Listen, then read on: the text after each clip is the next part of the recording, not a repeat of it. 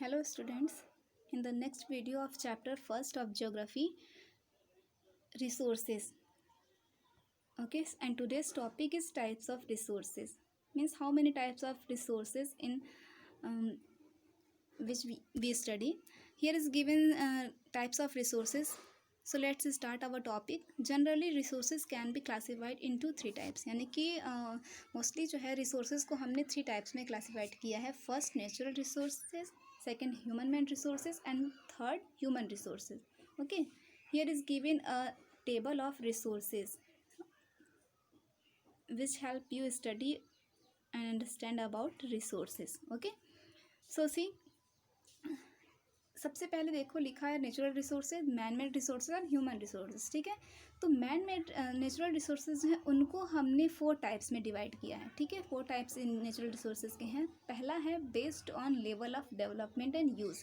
यानी कि जो नेचुरल रिसोर्सेज जो है वो नेचुरल रिसोर्सेज जिनका डेवलपमेंट के आधार पर जो है कि हमने इसको डिवाइड किया है. ठीक है, ये भी टू टाइप्स के हैं, एक्चुअल रिसोर्सेज और पोटेंशियल रिसोर्सेज. ठीक है, यानी कि जिनकी मात्रा हमको पता होती है कि कितने की क्वांटिटी में, उनको हम एक्चुअल रिसोर्सेज बोलते हैं. पोटेंशियल रिसोर्सेज वो होते हैं जिनकी हमको एक्चुअल क्वांटिटी हमें नहीं पता होती है. ठीक है, सेकेंड है बेस्ड ऑन ओरिजिन, यानी कि इनकी उत्पत्ति के आधार पर हमने इनको टू टाइप्स में डिवाइड किया है, बायोटिक एंड अबायोटिक रिसोर्सेज. ठीक है, अब देखो बायोटिक यानी कि जैविक और अबायोटिक यानी कि अजैविक.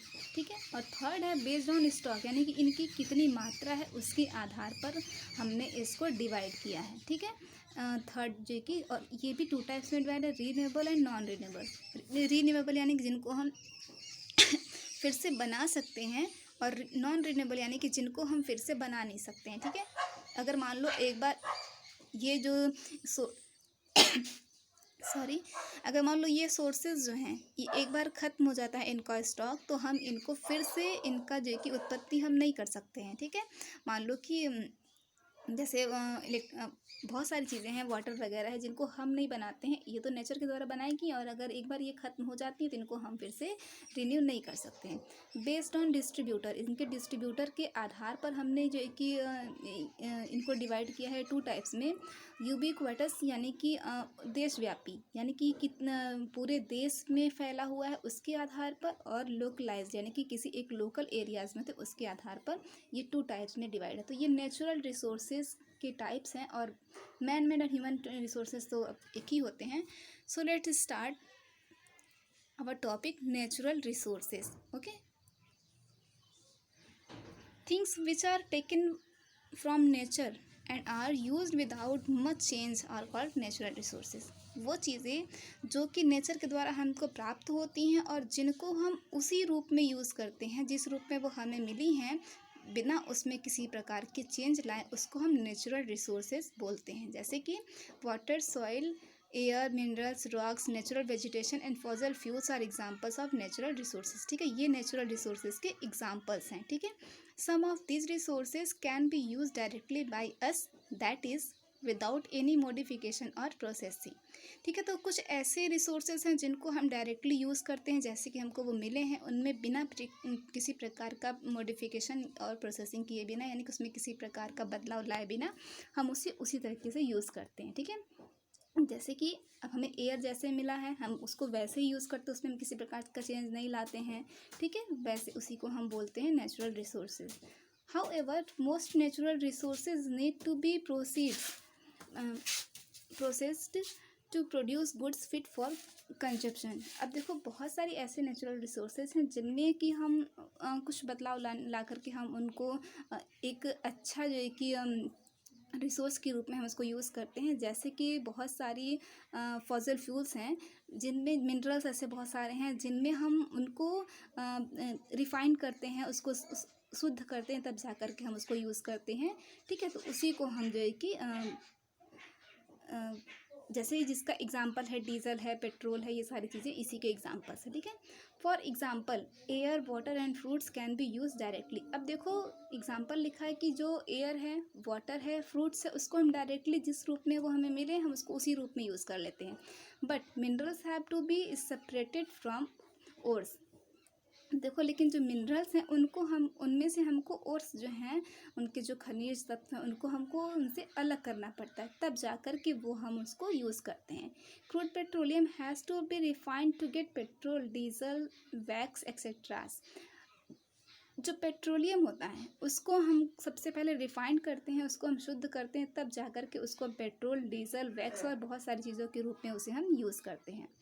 Thus, natural resources provide us raw materials which have to be processed into useful products fit for human consumption। अब देखो इस तरह से ये जो नेचुरल रिसोर्सेज हैं वो हमें कच्चे रूप में, रॉ मटेरियल्स के रूप में हमको वो प्राप्त होते हैं, फिर हम उनको कुछ प्रोसीजर के द्वारा हम उनको फैक्ट्रीज़ में अपनी टेक्नोलॉजी के द्वारा हम अपने यूज़फुल प्रोडक्ट्स के रूप में हम उसको यूज़ करते हैं, उसको बना करके। Natural resources can be further classified in the following veg. अब ये जो नेचुरल रिसोर्सेज हैं आपने ऊपर पढ़ा था, वो कई रूपों में हम उसको क्लासिफाई कर सकते हैं। निम्नलिखित जो रूप हैं वो नीचे लिखे हुए हैं। फर्स्ट है the form in which it occurs. सबसे पहला ये है कि हमको नेचुरल रिसोर्सेज किन रूपों में हमको वो प्राप्त होते हैं, ठीक है।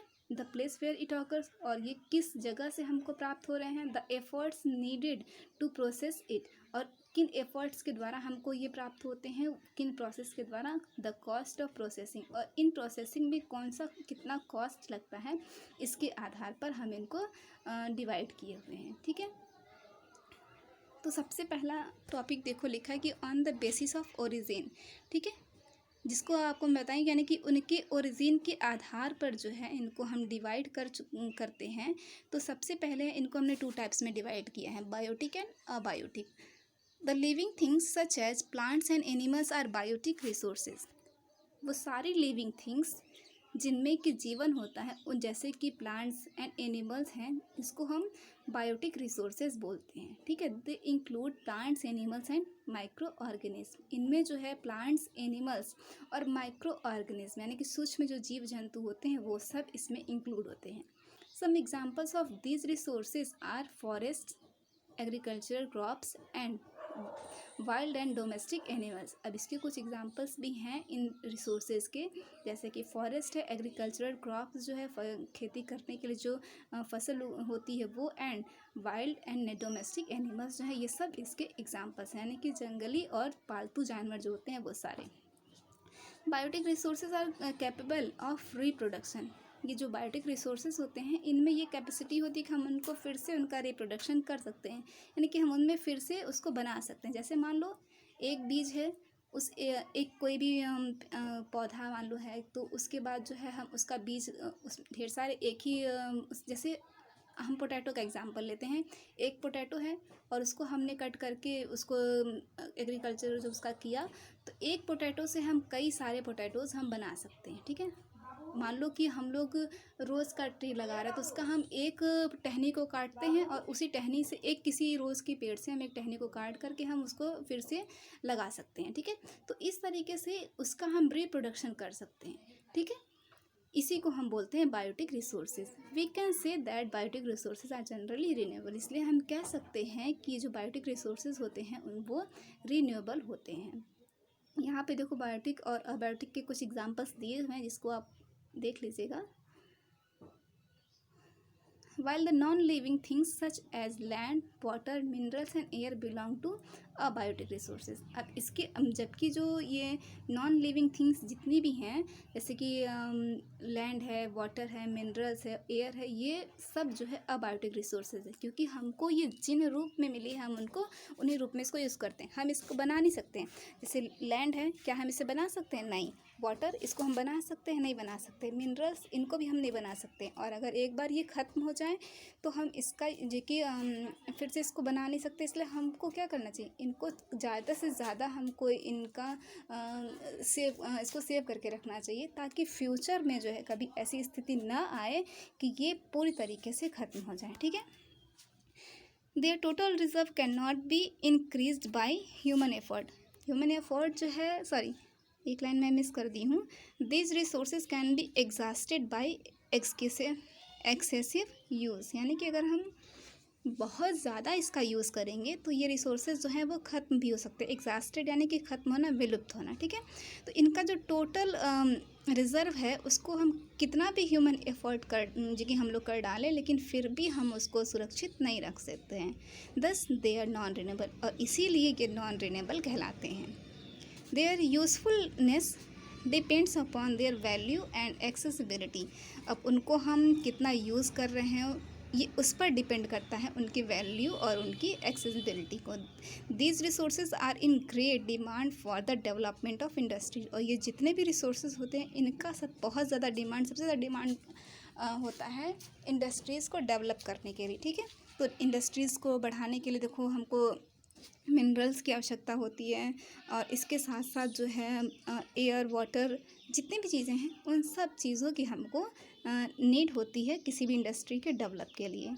Okay, on the basis of development, second topic कि डेवलपमेंट के आधार पर जो नेचुरल रिसोर्सेज को हम टू टाइप्स में डिवाइड किए हैं, actual and potential resources. Okay, on the basis of their use and development, natural resources can be classified into actual resources and potential resources, ठीक है। तो डेवलपमेंट के आधार पर नेचुरल रिसोर्सेज को हम एक्चुअल रिसोर्सेज और पोटेंशियल रिसोर्सेज में divide कर चुके हैं। तो सबसे पहले देखो एक्चुअल रिसोर्सेज क्या होता है। Resources who generally is known and which are being use by man are called actual resources, ठीक है। तो वो रिसोर्सेज जिनकी क्वांटिटी जो है वो कितनी है और उसको हम किस क्वांटिटी में यूज़ करते हैं, मैन यानी कि ह्यूमन बीइंग उसको कितनी क्वांटिटी में यूज़ करता है ये पता है उसको, उसी को हम एक्चुअल रिसोर्सेज बोलते हैं। For example, the coal reserve in Jharkhand is an actual resource, ठीक है। जो कोल एग्जांपल यहाँ पे एक कोल का दिया हुआ है कि झारखंड में जो है एक कोल माइन है जहाँ पर कि कोल रिज़र्व है, उसको हम एक्चुअल रिसोर्स बोलते हैं, क्योंकि हमें पता है कि वहाँ पर कितनी क्वांटिटी में वो कोल रिज़र्व है, ठीक है। We know how much coal is there in the coal mine of Jharkhand and coal is being use in many factories to produce energy, ठीक है। हमको ये पता है कि उस कोल माइन में झारखंड में कितनी ज़्यादा कोल वहाँ पे रिज़र्व करके वहाँ पर है, और हम उसका इन कोल का यूज़ जो है फैक्ट्रीज़ में सबसे ज़्यादा करते हैं एनर्जी को प्रोड्यूस करने के लिए, ठीक है। तो ये एक एग्जांपल है एक्चुअल रिसोर्सेज का। सिमिलरली अब देखो इसी प्रकार से water in the Ganges is an actual resource because we are using this water for many purpose, ठीक है। अब देखो जो गंगा रिवर में जो वाटर है उसका हम यूज़ बहुत सारे पर्पज़ के लिए अपने यूज़ के लिए करते हैं, ठीक है। वो भी एक एक्चुअल रिसोर्स है। The rich deposits of petroleum in west Asia, the dark soil of the Deccan plateau in Maharashtra are some other examples of actual resource. और इसके साथ साथ जो वेस्ट एशिया में पेट्रोलियम बहुत अधिक मात्रा में जो है कि क्वांटिटी में वहाँ पे पेट्रोलियम है, और इसके साथ साथ जो महाराष्ट्र में जो डेक्कन प्लेट्यू है वहाँ की जो डार्क सॉइल है यानी कि वहाँ की जो काली मिट्टी है वो भी एक एक्चुअल रिसोर्स का एग्जांपल है, क्योंकि हमको इनकी क्वांटिटी पता है कि कितनी है और इसको हम कितना यूज़ कर सकते हैं, ठीक है। Resources whose actual quantity is not known and which are not being used by us at present are known as potential resources। वो रिसोर्सेज जिनकी एक्चुअल क्वांटिटी हमको नहीं पता होती है और साथ में हम उनका यूज़ अभी प्रेजेंट टाइम में नहीं कर रहे हैं, उनको हम पोटेंशियल रिसोर्सेज बोलते हैं। For example, the uranium reserve in Ladakh is a potential resource which can be use in future. Example यहाँ पे एक दिया हुआ है, लद्दाख में जो है यूरेनियम जो है वो रिज़र्व वहाँ पे है, बहुत ज़्यादा मात्रा में यूरेनियम है, लेकिन अब हम उसका यूज़ अभी इस टाइम तो नहीं कर रहे हैं, मे बी हो सकता है फ्यूचर में कभी हमको उसकी आवश्यकता पड़े और हम इस यूरेनियम का यूज़ करें, ठीक है। तो ये एक पोटेंशियल रिसोर्स का एग्जाम्पल है। Another example can be the many unexplored oil wells near the western coast of India. एक दूसरा एग्जांपल दिया हुआ है, इंडिया में जो वेस्टर्न कोस्ट है, जो वेस्टर्न जो किनारा है इंडिया में, वहाँ पे जो है बहुत सारे ऐसे ऑयल्स के वेल्स हैं, यानी कि वहाँ पे तेल के बहुत सारे कुएं हैं जिनको अभी तक हम लोगों ने उसको वहाँ पे खुदाई नहीं करके उसको निकाला नहीं है, उसका यूज़ नहीं किया है। तो एक तरीके से ये भी एक पोटेंशियल रिसोर्स का एग्जाम्पल है जिसकी क्वांटिटी कितनी है ये हमें अभी तक नहीं पता है, ठीक है। A potential resource can change into an actual resource with proper development of technology. ये जो पोटेंशियल रिसोर्सेज हैं इनको हम चेंज कर सकते हैं एक्चुअल रिसोर्स में, ठीक है। अपनी टेक्नोलॉजी का यूज करके एक प्रॉपर टेक्नोलॉजी डेवलपमेंट करके हम जो है पोटेंशियल रिसोर्सेज को हम एक्चुअल रिसोर्सेज में कन्वर्ट कर सकते हैं। कैसे? For example, wind energy was not being used to generate electricity in many parts of the world. देखो बहुत एग्जांपल यहाँ पे लिखा हुआ है कि विंड एनर्जी जो है, विंड एनर्जी का यूज़ करके इलेक्ट्रिसिटी जनरेट जो की जाती है वो बहुत सारे ऐसे कि वर्ल्ड में many parts of the world, इस वर्ल्ड में बहुत सारी ऐसी जगहें थी जहाँ पर लोग इसका यूज़ नहीं करते थे, विंड का जो कि यूज़ इलेक्ट्रिसिटी को जनरेट करने के लिए। लेकिन बाद में इसका यूज़ किया गया और एक जो है कि पोटेंशियल एनर्जी को एक्चुअल एनर्जी में उसको कन्वर्ट किया गया, ठीक है। Tamil Nadu is a leading state in terms of wind energy production in India. और ये जो इस एनर्जी का यूज़ करके, विंड एनर्जी का यूज़ करके हमारे इंडिया में तमिलनाडु जो है एक लीडिंग स्टेट है जहाँ पर कि इस विंड एनर्जी का यूज़ करके इलेक्ट्रिसिटी को जनरेट किया जाता है। Okay, next topic on the basis of renewability, जिसको हम कल पढ़ने वाले हैं। Thank you.